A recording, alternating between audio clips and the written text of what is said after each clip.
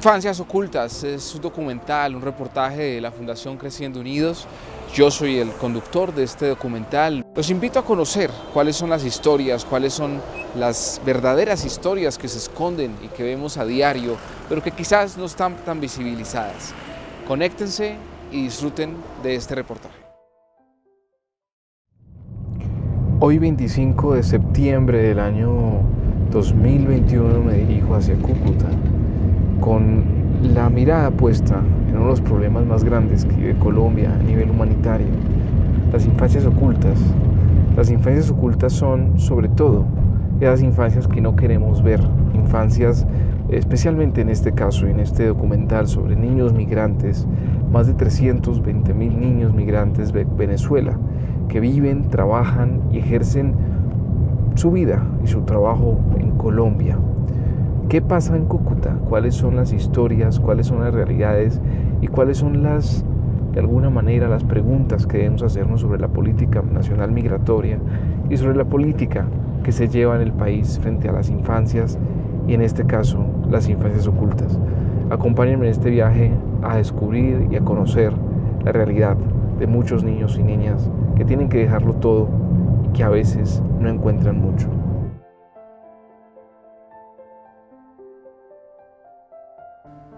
Panorama de las cifras migratorias procedentes de Venezuela con destino Colombia. Se estima en más de 1.700.000 el número de venezolanos presentes en el territorio colombiano. 56.4% de ellos se encuentran en situación irregular, lo que representa alrededor de 980.000 personas. 43.6% de estos migrantes tienen un estatuto regular, lo que representa 760.000 personas.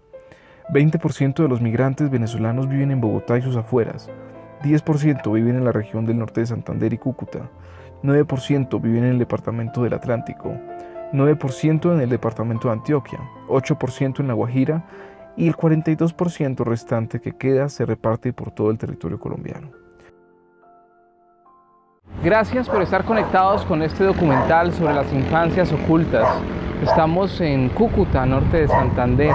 Aquí podemos ver al final las montañas que ya son Venezuela, una frontera porosa, una frontera que vive un conflicto muy largo, un conflicto que no ha sido resuelto por ninguno de los estados que hacen parte pues de este conflicto. Venezuela y Colombia son dos estados que han abandonado la frontera y estamos viendo una crisis migratoria, una crisis política, una crisis social gracias a eso. Muchas personas nos preguntan en la Fundación Creciendo Unidos y frente al documental, ¿qué queremos mostrar con esto? Queremos mostrar que hace falta una política seria frente a la migración y especialmente frente a los niños y niñas, adolescentes migrantes. Pero también falta una sensibilidad. Quizás aquí en Cúcuta es la ciudad donde más sensibilidad puede haber frente a las comunidades venezolanas, pues una ciudad donde ha sido acogido y ha sido un puerto de acogida de muchísima comunidad fronteriza. Pero en todo el país hace falta una sensibilidad profunda hacia lo que viven a diario niñas y niños migrantes. Nos encontramos en la ciudad de Cúcuta, directamente en el barrio Colombia 1, un barrio afectado por la violencia, afectado por la guerra, pero un barrio también que mira con esperanzas y con una visión distinta lo que se viene frente a la migración en Colombia, lo que se viene frente a la política en Colombia. Estamos viendo un barrio muy importante para entender las distintas realidades de los niños, niñas y adolescentes que viven complejas situaciones, que viven hoy un abandono de dos estados, un estado Venezuela, un estado Colombia, que tiene un abandono total para los niños y niñas migrantes. Nos encontramos aquí en la cancha de fútbol, que es un lugar importantísimo para la comunidad. Esta cancha ha sido testigo de las ollas comunitarias, de los deportes, de todo este tipo de actividades que hacen de una comunidad un tejido social. Colombia 1 es un barrio que se construyó también con todas las migraciones de violencia del Catatumbo. Es un barrio que ha tenido nuevas historias y que constantemente se va renovando con población que está huyendo para construir un mejor lugar de vida y un mejor mundo, por supuesto. Isaac es un líder social de muchos que hay en Cúcuta, en los barrios periféricos, y que tratan de cambiar la realidad para muchos jóvenes, mujeres jóvenes y hombres jóvenes en la ciudad de Cúcuta. Soy presidente de Junta de Acción Comunal del barrio Scalabrini desde el año 2016. Tengo 5 años de trabajo comunal como presidente y muchos más como dignatario. ¿Cuáles son las razones de Cúcuta como ciudad fronteriza y también como ciudad política? ¿Cómo es la historia de Cúcuta? ¿Cómo se construyó esta identidad con una frontera porosa y una frontera tan cercana a Venezuela? Cuando llegan esa visión occidental de la política, se empieza a pensar esta zona estratégica, porque Cúcuta se convierte luego en una zona muy estratégica para el intercambio comercial por el lago de Maracaibo, por el río Táchira y todo eso, un intercambio comercial fuertísimo. Y casi que el desarrollo de Colombia entra por Cúcuta desde Europa y desde el lago de Maracaibo. Entonces, Cúcuta nace después de la conquista, nace por un montón de emprendedores europeos que se asientan en una época de bonanza en la ciudad. Luego llega la violencia trae consigo, para remontarnos a los años 90, pasar de la independencia a los años 90, la violencia hace que lleguen acá a Cúcuta cientos de familias desplazadas del Catatumbo, del sur de Cesar, ¿sí? De distintas zonas del campo colombiano, llegan y se asientan en la ciudad, cada uno con unas culturas y unas identidades muy distintas. Aparte de eso, ahorita en el 2015, desde el 90 pasamos al 2000, que es la época del desplazamiento, y el 2000 nos paramos en el 2015, que es cuando sucede toda esta problemática de conflicto fronterizo. Muchas familias retornadas que llevaban muchísimo tiempo en Venezuela se devuelven hacia Colombia, o otros venezolanos se devuelven hacia Colombia, y muchos se quedan creciendo los anillos periféricos de la ciudad. Sí, se asientan en la periferia, hacen sus ranchitos, hacen sus casitas y empiezan a sobrevivir de cualquier manera. Entonces, si nos remontamos en todos esos periodos, la constante ha sido que ha habido un movimiento cultural constante, ¿sí? Y entonces en Cúcuta eso hace que sea un poco más difícil poder organizar un concepto de planificación, un concepto de ciudad, un concepto de proyección a largo plazo, porque en Cúcuta han existido grandes bloques económicos, sociales, culturales, pero que han estado por temporadas de 50 años, de 100 años, pero que se van, y eso ha hecho que ha generado un daño. Hoy hay que recordar a las víctimas, hay que recordar a los niños, hay que recordar a las niñas, a los jóvenes que tienen que salir de su país para llegar acá a Colombia a buscar un mejor país, por supuesto, una mejor realidad. Desde marzo de 2020, 133.000 venezolanos quienes estaban en Colombia regresaron a su país. Llegué aquí simplemente porque mi esposo tuvo problemas allá en Venezuela. El hermano le dijo que se viniera porque le dieron, con la cancha de la pistola le habían partido la cabeza. Y a través de eso nos trajo hacia acá, porque allá había ya demasiada agresión allá con los malandros allá. Y para el paso también recibimos la noticia que yo estaba embarazada, y como allá no había nada, decidimos venirnos. Y entonces estuvimos acá. En la parada no iba bien, gracias a Dios, pero en sí, vivíamos en el San Antonio. Y todos los días yo pasaba por la trocha, porque yo llegué aquí sin cédula. Yo soy Adriana Pérez, soy directora del Observatorio de Asuntos de Género de Norte de Santander. Esta es una organización de la sociedad civil de carácter independiente, cuyo propósito es la de gestionar y generar conocimiento. Nosotros tenemos 4 líneas de trabajo que son violencias de género, participación política, autonomía económica, inmigración y frontera. ¿Cómo han tratado el tema de migración y cómo lo han abordado? ¿Y cuál ha sido de alguna manera la problemática de migración? ¿Cómo lo han abordado desde su perspectiva? Una de las rutas de población caminante que pasa por Los Patios, por el municipio de Los Patios, ahí se logró identificar a partir del diálogo con lideresas que hay unos parqueaderos en donde están operando redes de trata de personas. Es común que a las mujeres las engañen con promesas de vender tintos, pero posteriormente lo que sucede es que las captan para finalidad de explotación sexual. Eso en los patios, pero también hay unos puntos preocupantes, por ejemplo, desde el peaje Las Acacias, todo lo que es la ruta del peaje Las Acacias hasta Pamplona, por ejemplo, porque hay grupos de personas que están armadas, no sabemos si hacen parte como tal de grupos armados, de estructuras ilegales, o si son grupos de personas que se arman para robar las pertenencias de las personas caminantes, para agredirles, pero también con las mujeres lo que hemos visto es el riesgo tan alto que hay de abuso sexual, de feminicidio y de desaparición. Hay muy poca información en el departamento, entonces nos preocupa que las desapariciones que están ocurriendo de mujeres, por ejemplo, en la zona de La Parada, en los pasos fronterizos irregulares cuando hacen su tránsito hacia Colombia y de vuelta a Venezuela, porque en La Parada hay mucha población pendular, las desapariciones se vinculen a la trata de personas. Lo mismo pasa en los patios, las mujeres que entran, que acceden a esta promesa de los tintos, posteriormente lo que estamos viendo es que están siendo desaparecidas y estamos sospechando que sea por este tema, nuevamente, que fueron víctimas de estas cadenas de trata de personas. ¿Ustedes tienen caracterizado el registro de niños, niñas, mujeres jóvenes especialmente desaparecidas? ¿Tienen ese registro? No, como observatorio no. Lo que nosotras tenemos conocimiento a través del diálogo con otras organizaciones, nuevamente como Nueva Ilusión, es lo que a ellas les llega del voz a voz de caminantes.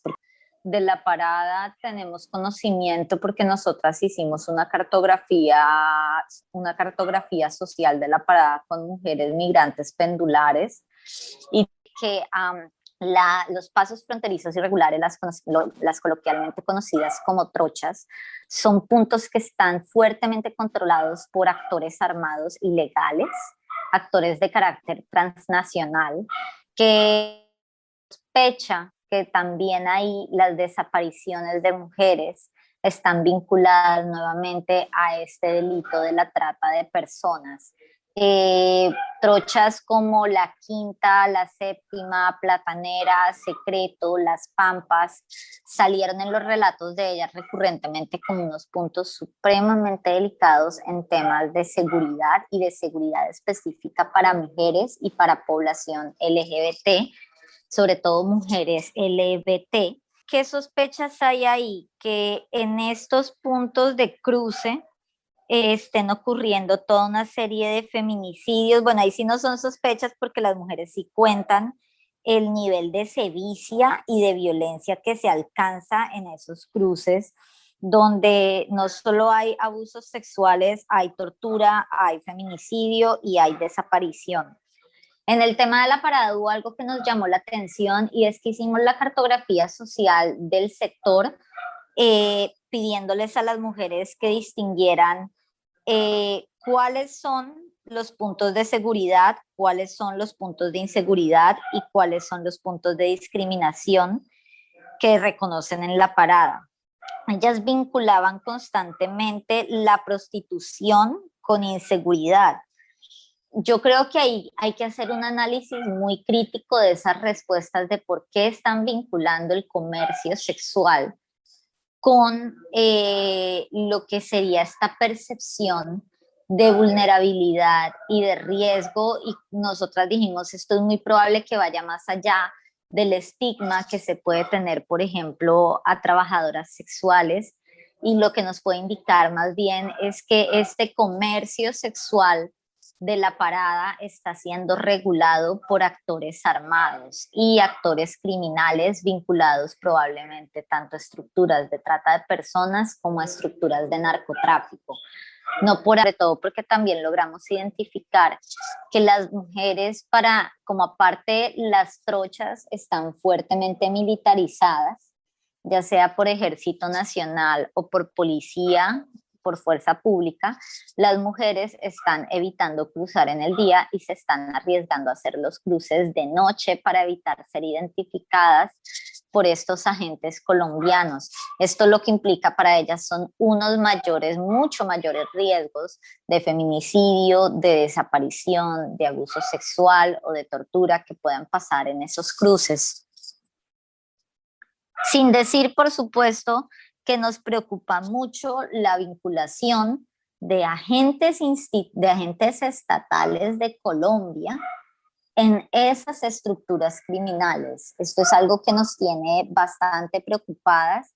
Esa connivencia nosotras la hemos podido evidenciar en lo que está pasando en la zona centro de la ciudad, en la zona del Parque Mercedes y el Parque Nacional, que son sectores tradicionales del comercio sexual acá en la ciudad. Hay una actuación conjunta entre agentes de fuerza pública y actores armados para abusar de ellas, para violentarlas, para desplazarlas forzosamente de sus puntos de trabajo y para también cometer feminicidios.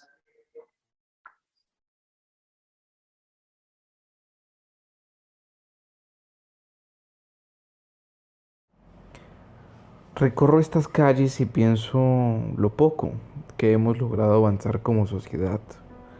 Una sociedad que no tiene para las infancias, para los niños y las niñas, que no son solo el futuro, sino sobre todo el presente.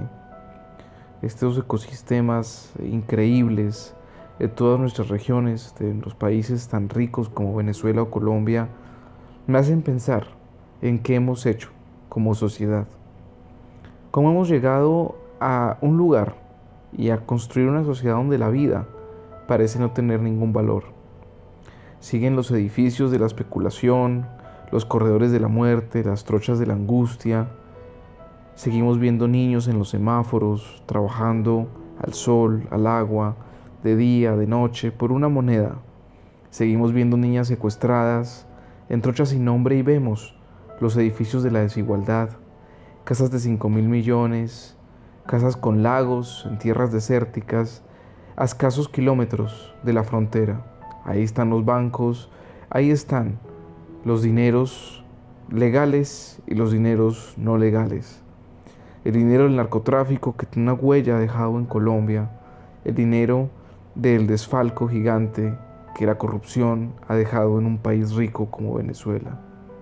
Y así vamos viendo camino a camino, paso a paso, las fantasmagorías de la desigualdad, el paso inclemente del tiempo y la dificultad de encontrar una manera más generosa de ser y una manera diferente de tratarnos como sociedad y sobre todo de ser.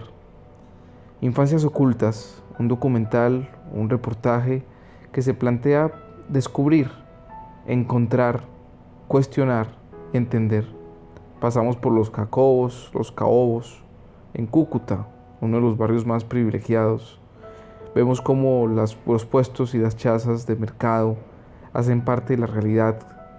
El trabajo informal en un país de terratenientes, en un país donde 12.000 personas tienen el 80% de la tierra cultivable. ¿Dónde están las infancias ocultas? ¿Dónde están los niños? ¿Dónde están las niñas? ¿Cuáles son las posibilidades reales en un país que hoy asesina a sus niños, viola a sus niñas y sobre todo sacrifica a seres humanos en una guerra sin sentido? Mi nombre es Diego Aretz y estamos en la frontera con Venezuela, hablando, escuchando y tratando de entender qué pasa con las infancias ocultas. Más de 300.000 niños y niñas de Venezuela están en nuestro territorio y merecen respeto, merecen amor y merecen verdad. Un documental de la Fundación Creciendo Unidos por los derechos humanos, los derechos de las niñas, niños y adolescentes. Infancias Ocultas. Muchas gracias.